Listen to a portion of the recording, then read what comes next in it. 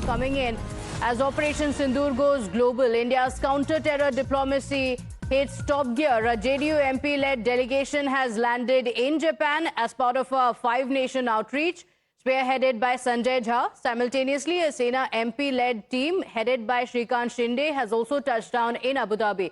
From Tokyo to the UAE, India is taking its fight against terror, showcasing the resolve and rallying international support. My colleague Niamika is also on the broadcast with us. And Niamika, this is part of India's global outreach, making it clear that the entire country is united. And the message of Operation Sindoor is very clear. This is India's fight against terrorism.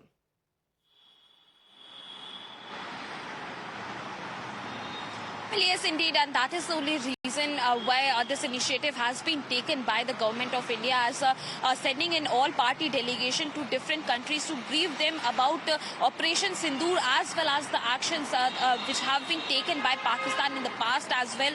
All of those issues are very much important for our country as well, because we also have to expose Pakistan that how they are continuously targeting, how they are sending terrorists to our country, and for that reason all of the parties, the entire India needs to be united on this entire issue. But we have also seen that how the politics is also being played out, as on one side the government of India had briefed all the party members who are a part of this all-party delegation about what they have to brief to the other countries, what all issues which needs to be raised, as there are particular briefings which have also been done. Documents have been given to all of these leaders who are a part of this all-party delegation to particularly mention about the actions which have been taken by Pakistan. But on the other side, we have seen that how the politics is being played out.